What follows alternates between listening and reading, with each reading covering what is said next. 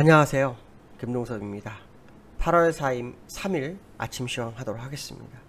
오늘 새벽에는 미국 시장은 8월 첫 거래일이었는데요. 혼조세로 마감을 했습니다.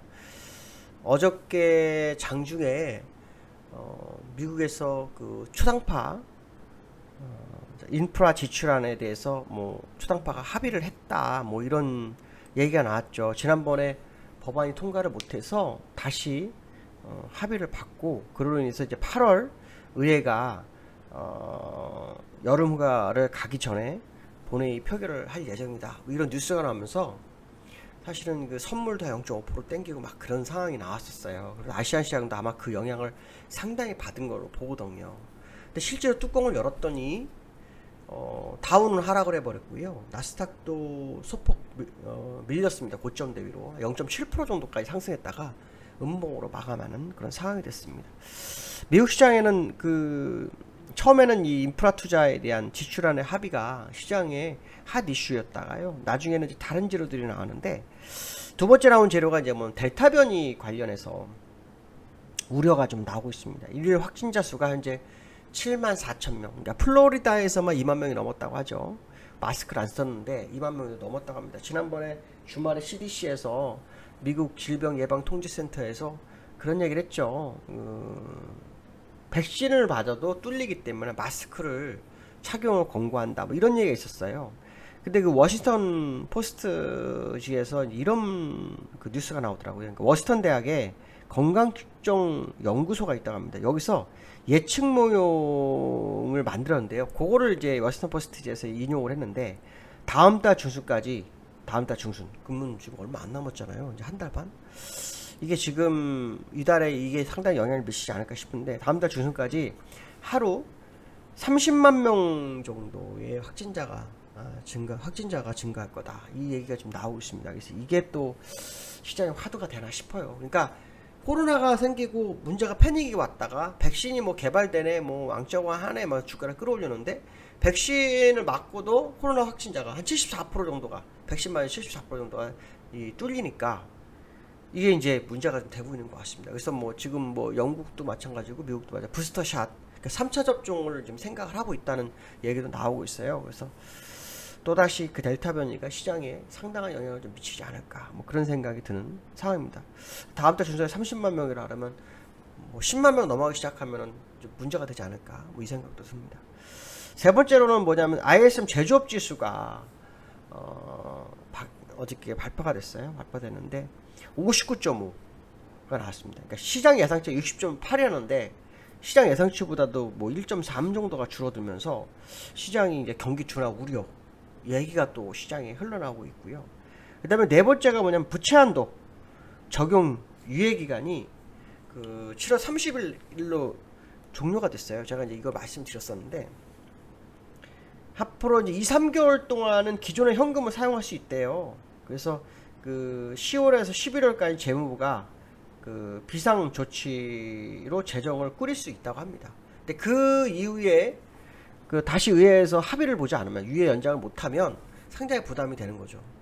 근데 이제 시장에서는 유예가 당연히 될 거다라고 생각합니다. 저도 그렇게 생각하고 있습니다. 근데 예전에 셧다운이 된 적이 있습니다. 한 번. 그래서 미국 국가신용등이 급락을 했고, 그로 인해서 미국 신용등이 급락이 아니라 강등이 됐고, 그로 인해서 주가가 급락하는 그런 상황이 한번 있었거든요. 2000년대 중반 정도에. 그러니까 지금 상황으로 보면은 또 그때 우려가 시장에 나올 수도 있는 거죠. 그건 아무도 모르는 겁니다. 그래서 왜냐하면 이건 정치권 싸움이기 때문에, 정치에서 뭔가 문제가 생기면 그 영향이 올 수밖에 없죠. 어저께 저소득자들, 코로나로 인해 저소득자들의 태거 유예, 이것도 어저께 사실 공화당에서 만장일치로 반대를 했잖아요. 그로 인해서 그것도 지금 문제가 되고 있거든요. 그러니까 지금 공화당에서 자꾸 태클을 거는 것 같아요. 보이지 않게. 그러니까 그 상황이 또다시 진행될지 안 될지는 좀 더 확인해 봐야 필요성이 있다라고 보시면 될 것 같고요. 기술적으로 좀 볼까요? 기술적으로 좀 보면 다우지수 똑같죠. 중요한 자리에서 더는 못 가는 모습이 지난주에도, 이번주에도, 그 전주에도 지금 계속 나타나고 있습니다. 여기서 보시면 기술적으로 1, 2, 3 또 끝에서 1, 2, 3 뭐 그대로 그 안에 갇혀있는 모습 역시 아주 중요한 상황이다 이렇게 보시면 될 것 같고요. 그 다음에 나스닥도 역시 마찬가지입니다. 나스닥도 1, 2, 3 그쵸? 또 끝에서 1, 2, 3 그 연장선 안에 있는 갇혀있는 모습 벌써 그 제자리에서의 싸움이 계속 진행되고 있다. 결국은 지금 이 자리를 돌파하기 위해서는 새로운 재료가 필요한 거죠. 그 재료가 지금 부재한 상태라는 것을 시장은 알려주고 있다. 시장에서는 실적 장세에 상당히 기대했었는데 아마존 같은 기업이 실적이 안 좋아지면 주가를 밀어냈었잖아요. 근데 실제로 아마존의 실적이나 이런 것들이 좋은 기업들이 있었어요. 근데 그 기업들이 있을 때 주가를 어떻게 했나요? 못 끌어올렸어요. 그냥 하락을 막는 정도. 결국 유동성장에서 실적장에서 넘어간다까진 좋았지만 실적장에서 시장의 반영은 안 되고 있는 거예요. 결국 유동성이 이 안에 실적이 녹아버려 있다. 이 생각을 한번 해볼 필요성이 있다라고 말씀드릴 수 있고요. 두 번째로는 제조업 지수 얘기가 나옵니다. 17개월의 최저치, 경기 부양체의 가능성, 뭐 이런 얘기가 지금 나오고 있거든요. 그러니까 중국 제조업 지수가 현재 50.4예요. 50.4.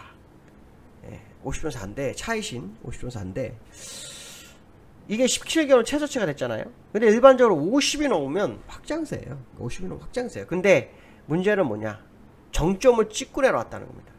그러니까 3월에 51.9였으면 정점을 찍고 50으로 떨어지고 있는 상황이다. 그러니까 생산과 수요가 둔화가 되고 있다. 뭐 이런 생각을 하고 있는 것 같습니다. 그래서 중국이 상당히 좀 부담스럽게 시장 모습이 좀 다가오고 있는 상황이라서 뭐 금리 인하라든가 어떤 카드를 쓰지 않겠냐 이 생각을 하는 겁니다. 근데 실제로 지난 7월 9일날 그 15개월 만에 지준율 인하를 한번 했습니다. 혹시 아시나 모르겠어요. 지준율 인하를 한번 했어요.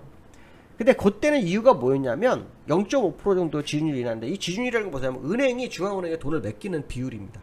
그걸 줄여주면 시장에 돈이 나오는 거고 그걸 늘리면은 시장의 돈이 은행의 돈이 중앙은행에 들어가는 거거든요. 그러니까 이걸 낮췄어요. 0.5%. 근데 그때 이유는 뭐냐면 원자재 가격 급등으로 인해서 경기가 둔화되겠다. 그 기업을 지원해야 되겠다. 이래가지고 된 거거든요. 그러니까 어떻게 보면 그 같은 방향일 수 있는 거죠. 그렇죠? 이 제조업 지수의 경기 부양 가능성. 그래서 경기 부양이 가능할지는 좀 지켜봐야 될 것 같습니다. 금리는 더 내릴 게 없어요. 중국은 있긴 있지만 더 내리지 않을 겁니다. 금리는 잘 안 내립니다. 중국이. 이제 지준율 가지고 조절을 하는 게 지금 중국이 할 수 있는 최고치의 카드일 거라고 저는 보고 있는데 추가를 할지를 봐야 될 것 같습니다. 왜냐하면 신흥국들은 중국은 선진국이 아니죠, 그렇죠? 신흥국들은 다 금리 인상 시점에 있단 말이에요. 그러니까 중국이 또 다른 카드를 지준율 인하 카드를 쓸지는 좀 더 지켜봐야 되겠지만 어쩌면 가능성도 있지 않을까 이런 생각도 듭니다. 왜냐하면 기술적으로 좀 보면 중국 차트를 보면 지금 중국이 그렇게 좋지가 않아요. 홍콩 중국이 좋지 않습니다. 중국 차트 좀 볼게요. 중국 차트를 보시면 지금 어떤 60주선에서 이탈하다가 양봉으로 세웠어요. 그죠? 근데 이게 중국 자체의 이슈가 아니었다는 거죠. 그러니까 어쩌면은 뭐 제조업 지수가 안 좋았기 때문에 뭐 경기 부양치 하는 거 아니야 이런 것도 있었지만 사실 어저께 올린 거거든요. 어저께 올린 거예요. 어저께 올린 건 뭐였냐면 아까 첫 번째 말씀 미국에서 1조 5천억 달러의 초당적 인프라 지출안을 합의를 했다. 그러니까 초당적 의원들이 인프라 지출안을 합의했다. 그래서 8월 의회가 여름휴가 들어가기 전에 본회의 표결하겠다. 뭐 이 얘기가 아시아랑 다 끌어올린 거였거든요. 아직 근데 본회의 들어가지도 못했습니다.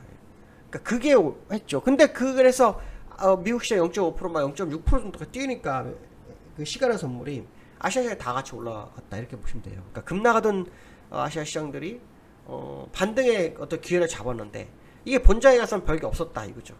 본장에 별게 없었다. 그 얘기는 뭐 좀 주의를 좀 기울여야 되지 않느냐 이런 생각 해봐야 될 것 같습니다. 세 번째는요. 이제 8월이 됐잖아요. 코스피 박스권 탈피 가능할까? 이게 지금 굉장히 중요한데 그 7월까지 외국인들이 시장에 던진 현물이 24조, 공매도가 21조 정도 되고 있습니다. 공매도가. 그러니까 엄청나게 물량을 던진 거죠. 엄청나게 물량을 던진 거예요. 외국인들이 우리나라에 귀환을 해야만이 사실은 박스권 탈피가 있을 거라고 저는 봅니다. 외국인들이 귀환을 해야만이 박스권 탈피가 있을 거다. 근데 문제는 외국인들이 작년 2월부터 지금까지 무려 1년 5개월을 팔아요. 물론 중간에 11월 1일부터 1월 1일까지 약 10주간 샀습니다. 3조 5천억. 근데 전체 매도액은 44조니까 3조 5천억은 껌이죠, 껌. 별로 의미가 없는 거예요. 예. 근데 그 3조 5천억으로 1000포인트를 끌은 게 우리나라 시장이었다라고 본다면 박스권 탈피해서 외국인 귀환이 필요한데 외국인들이 귀환이 되기 위해서는 뭐가 필요할까요? 무슨 재료가 있어야 되지 않을까요? 재료가 없어요. 뭐 금리나 뭐 공매도 뭐 금지 뭐 연장 이런 거로 해서 주가를 끌어올릴 수 있는 재료가 없어요. 오히려 지금 금통에서 금리 인상을 하려고 하고 있고 잭슨홀 미팅에서도 지금 테이퍼링 가능성이 제기되고 있어요. 이런 상황이라면 박스권 탈피 8월도 쉽지 않을 수 있다는 생각이 좀 듭니다. 그래서 좀 주의를 좀 기울이는 게 좋지 않을까 생각이 듭니다. 새로운 재료가 뜨른다면 뭐 방향성을 다시 재설정해야 되겠지만 현재 새로운 재료가 없는 상황이다. 아마도 8월 달에 여기서 지금 어저께는 5주선, 20주선 지지력을 좀 보이는 코스피였지만 추세 반전 시그널이 사실은 몇 주 전에 떴어요. 월봉상으로 한 달 전에 떴습니다. 그 상황으로 보면 지금 시장 쉽지 않은 상황이다. 만약에 20주선을 깨트리거나 기준선값 뭐 3200, 3130 이 정도 무너지게 되면 좀 위험하다라고 보셔야 될 것 같고요. 그렇지 않다면 새로운 재료가 생기는지를 보면서 시장 대응을 하시는 게 맞을 것 같다. 현재 시장에 새로운 재료는 거의 없는 것이 또 문제다. 이런 생각을 해봐야 될 것 같습니다. 오늘 여기까지 하겠습니다. 감사합니다.